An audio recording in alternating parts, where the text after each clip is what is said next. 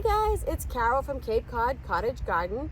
Today in the garden, I'm just gonna go around and tidy all my beds. There's still some perennials I haven't cut back and just some general cleaning and tidying up.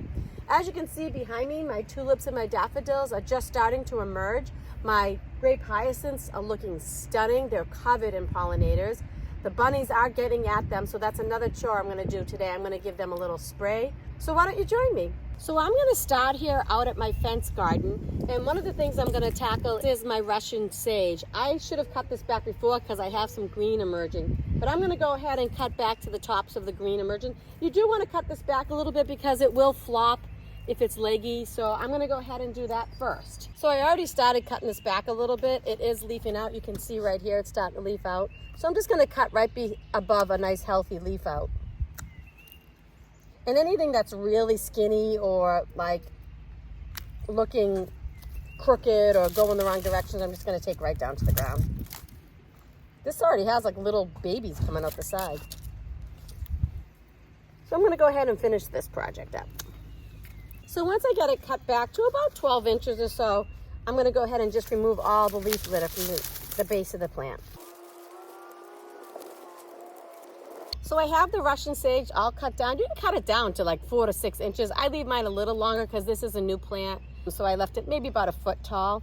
And they don't really need fertilizer, so I'm not gonna fertilize this, but the next plant does need fertilizer in my fence bed. I'm gonna go down and do my hydrangeas. I'm gonna clean up the leaves at the bottom, and then I'm gonna give them nice fertilizer. Before I get to the hydrangeas, I think I'll just mention my clematis. Last year I planted a Nellie Moser and a Jack Manii clematis. They bloomed beautifully, but right after they bloomed, they died and they got clematis wilt. So I went and I gave them a hard prune then, and I thought they were goners, but look at the growth. So I didn't even come out here and prune these. I should have pruned these earlier. I didn't because I thought they were dead, but the Nellie Moser is bouncing back nicely. There's some beautiful new growth from the bottom, and also it's leafing up out here. So I am gonna take the Jack Manii back just to the first thing of growth right about here. Sorry for the plane and the wind, it's all over the place today. A Jack Manii is a group 3 clematis, and a Nellie Moser is a group 2 clematis. I'll explain more about that in just a moment. Let me get the pruning done. So one thing I'm gonna be sure to do is clean my pruners, especially because I did have some wilt on these clematis. I don't want that to go anywhere else in my garden. So I'm gonna take this one back to here. This will encourage more leafy growth. So you really want to prune these back to about a foot above the ground, and that will encourage more branching. Otherwise, if you don't prune them back, you'll get a bunch of flowers at the top and nothing at the bottom. So I'm going to be really careful about how I'm pruning this. So I'm going to go down, all the way down the stem until I find new growth, and take it off. I think I'm going to take this whole stem off. Just trying to be very careful that I don't take off the wrong one, because there's 2 clematises here. One is the Nellie Moser and one is the Jack Manii, and they're kind of growing together here. So I'm going to take this one off all the way down here. This really should have been done in February, but like I said, I thought this plant was dead, so I didn't do anything to it. And I'm going to take these stems and I am gonna toss them in the trash because I did have some symptoms of wilt and I don't want that to spread anywhere else in my garden. And I don't want to harm my Nellie Moser that's all wrapped around this now. Because the Nellie Moser did fare better than the Jack Manii when I first bought it. It's wrapped around there pretty good. So that looks better. I'm hoping it comes back. They really hang on great. I'm gonna clean my pruners and do the Nellie Moser. Actually, the Nellie Moser, I don't think I can prune much because it actually grew so nicely, and it has some really nice growth coming from the base. So this one I think is gonna be okay. Oops. It's so easy to make a mistake. I just cut off some nice growth, some nice green growth, but it happens. Okay, let's move on to the hydrangeas. On this fence line, I have 6 hydrangeas. Some of them are coming on 3 years old, and some of them are just 1 year old because we lost a couple last year. We had that Arctic freeze. So what I'm going to do is I'm just going to remove all this leaf litter carefully because I don't want to knock off any of these nice leaves. I already went through earlier in the season. I didn't prune this. I just deadheaded the old blooms that was left on over the winter. I do like to leave them on over the winter because I think they're very pretty. And also, as I'm going through this bed, I'm weeding, obviously. Any weeds I see, I will pull. Mr. Hubby's in the background doing the edging. So these particular hydrangeas are mop head hydrangeas, and these traditionally grow on old wood, so you don't want to prune them. And just to show you an example, this stem right here looks dead, dead, dead, but right here, there's some nice green growth coming. I'll get you in closer so I can show you that. This is why I don't prune these until the middle of the summer. So if I come back in the middle of the summer and this thing is all leafed out and gorgeous, and then I notice these brown dead sticks, that's when I'll go ahead and take out those sticks, and I'll take them right down to the ground. This particular hydrangea actually grows on old and new wood. It is a proven winner's plant that they developed that way. So even if you do cut it off, you're probably still gonna get blooms. Okay, so now you can see at the base of the plant, I just cleaned up all the leaf litter, and now I'm just gonna fertilize. This is what I'm using to fertilize. Polytome by Espoma. I always say that I'm not sponsored or anything. It's just a product I choose to buy and use. I'm just going to put a couple of handfuls around the base of the plant or the drip edge. And then I just take either my hand or my little rake like this and just rake it in. I usually use my hand. And that's 1, 5 more to go. So the last part of this bed that I have to care for is my perennial grasses. This is morning light miscanthus. And while I went into the house to take a phone call, Mr. Hubby came and did it for me. So I guess I can't show you. You can actually take it down more than this. He took it down to about probably 10 inches, but you can take it down more. So I think I am just gonna take this down just a little shorter. Pulling weeds as I go. You can actually take this down right to ground level. I'm not going to do that because I'm a little late and a lot of the green growth is already coming up. Going to take it down a little shorter than Mr. Hubby did. If you're late like me, you can just take it down to the top where the growth is. Simple as that. You don't have to be special with it. I did clean my pruners, so. So in this front bed, I do have roses, but I already pruned those. So the only thing that really requires attention in the spring are the roses, which I already pruned. You take down the miscanthus, you clean up the hydrangeas and fertilize them, the clematis, and of course the Russian sage. My tulips and mascari are growing nicely. The Russian sage does not need fertilizer. It's a pretty tough plant. It's one of those plants that will grow and tolerate drought conditions, but doesn't really like to be fertilized. Almost done here, guys. It doesn't need to be perfect, like I said earlier. There you have it. And I'll just do the other one. So now we're at the front garden bed. You can see some of my bulbs are starting to really emerge right now. They're gonna look stunning in another few days. But here in this bed, one thing I have to take care of is this sedum. I can't remember the name of it, but I'll put it at the bottom of the screen. I originally planted 3 sedums here, and one came up a different color, and it was a totally different type of sedum, and it died off. But as you can see, this sedum is coming through really nicely. I have to take up all this last year's growth, and I'm going to do that now.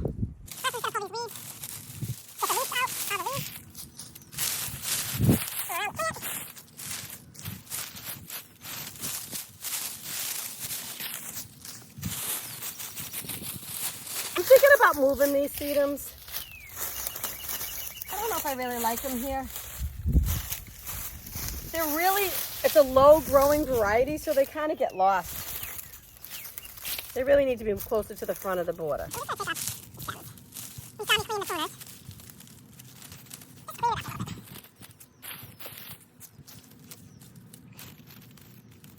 It's weird with this low growing variety. It's almost like you don't have to prune it, but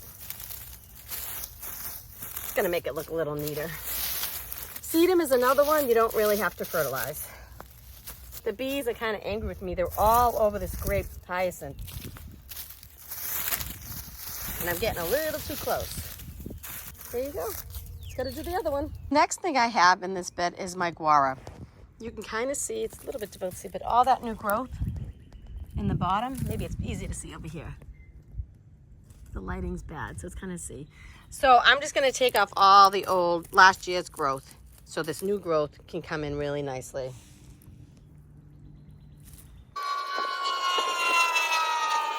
Sorry about all the plane noise.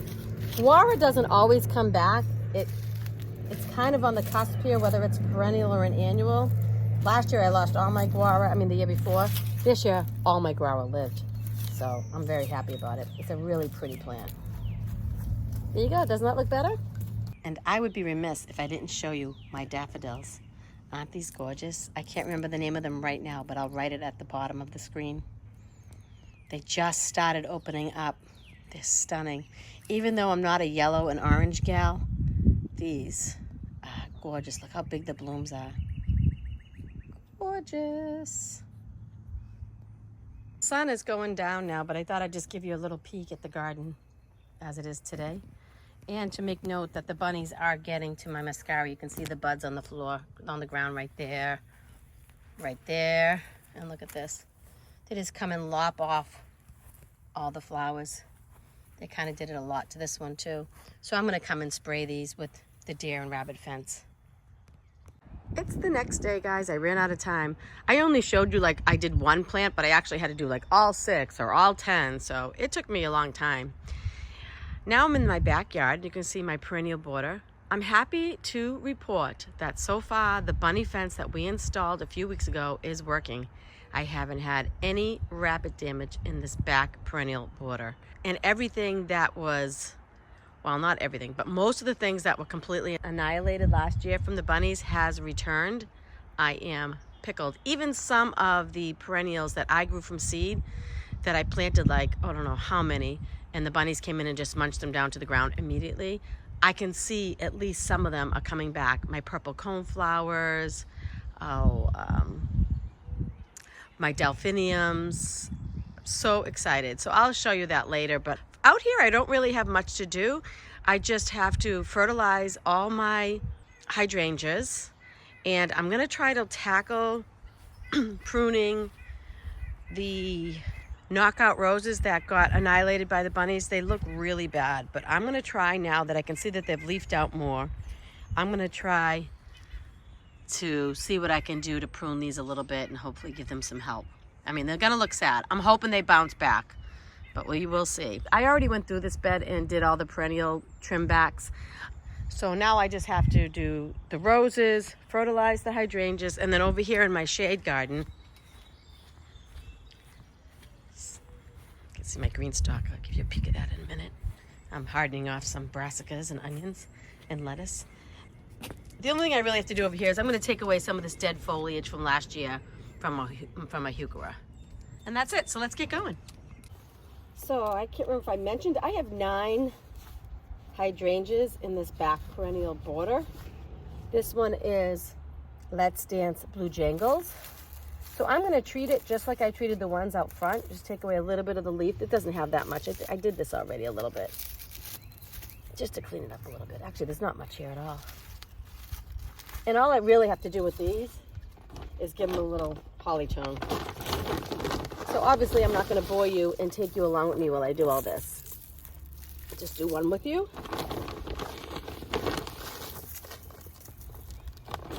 I don't know what this little tulip is. Can you see that? Is it in the shot? Let me see. Oh yeah, it is. I don't think I planted that. Or if I did, it was mismarked.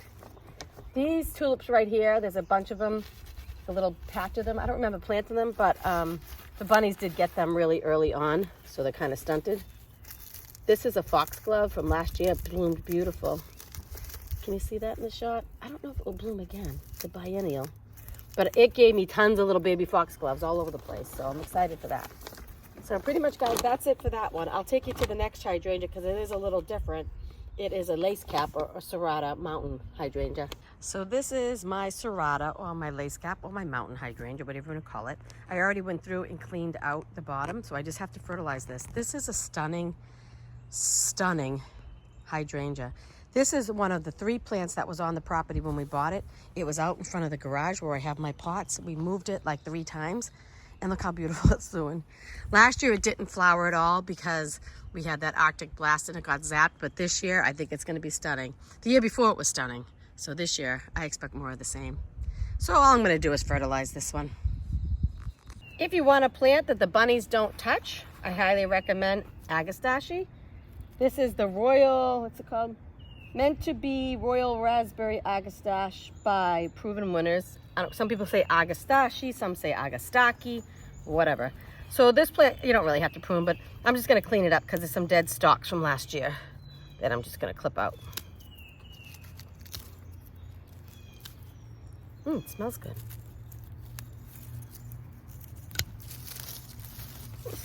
So it's not suffocating with leaves and old stalks. I have 3 of these planted right here. I'm going to go through and give all of my flowering plants a little fertilizer. That's pretty much all I have to do for that. It has the most gorgeous foliage too. And the flowers, oh, so pretty. They're raspberry colored, as the name suggests. But the good thing about these is once the flowers pass, the calyxes that the flowers grow from stay the same color. So it looks like you have flowers all summer long. I want to show you one more thing in this bed, but before I do, look at my boomerang lilac. I forget the name of it. I'll put it in the bottom. It will come to me, but it's starting to bloom out. But the thing I really want to show you guys is my bargain hunt hydrangeas. They are pathetic looking. I have 3 of them. There's one here, one there, and one there. I got them for $10 a piece at the end of the season. No one ever pruned these. That's why they look so straggly. I went through and did a light prune, but if I did a heavy prune, there'd be nothing left. But they're all budding out. And these are limelights. They'll fill this whole space. It might take a little bit, but they'll fill this whole space with gorgeous white blooms. I just have to fertilize these, and that's all. The last thing I have to do is the shade garden, and then I'm going to end this video. Just my Heuchera. You can see the new growth in the middle. I'm going to take away all the old growth. I never did take the leaves off of my hellebore. This thing has been blooming for 4-5 months now. Seriously. It started blooming in, I think, December. Maybe even November, I can't remember. It bloomed really early, and it's the middle of April, and it's still gorgeous. I gotta get me some more of these. I expect it to be very buggy under here. Slugs love to be underneath here, and that's another reason why I'm getting rid of them. I have my hosta coming up over here, so I have to be careful not to step on it. So. Yesterday, when I ended the video, I did go around and I sprayed the deer and rabbit fence all over, especially my grape hyacinths and everything out front, really, everything, the tulips and everything. And because there was no rain in the forecast, and then last night I'm lying in bed and I hear unbelievable downpour. So there's that. Just gonna get all this stuff out of here. Yep, so I'm probably gonna have to repeat that application today. The problem is I'm running out. So I probably have to go to the store. So I'm just gonna kind of lift it up, just cut all this old stuff away. Something's still attached. You don't have to do this. I just think it looks neater. Get rid of the old stuff. You know, and this stuff's like, looks like fungusy and gross. I don't know why it's so tough to cut. Oh, I know why. There's a piece of wood chip stuck in my clippers. That would explain it. There we go. I'm just gonna do this one with you guys. These are really great plants. I never grew these in my old house. I wish I did, because they're really nice. They come in all different colors. They can take full shade, which is pretty much what I have right here. Let's see, almost done. Trying to avoid stepping on my hosta here. Just kind of scooping it up, getting under there and cutting it out.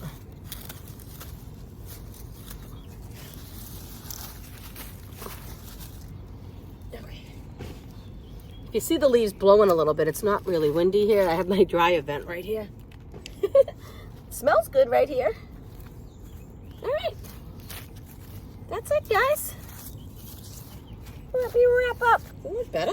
I think it does. So I'm back at the front garden bed, and you can see some of my bulbs are just starting to bloom. I'm waiting for the daffodils. I am gonna do a garden tour very soon. I'm gonna try really hard to do one once a month this season. We'll see if I accomplish that. But one will be coming very soon. I'm gonna get one in April, for sure. So that's gonna do it for today, folks. I hope you enjoyed the content, and if you did, I'd love it if you just give me a thumbs up or subscribe. And until next time, get out there and grow. Bye-bye.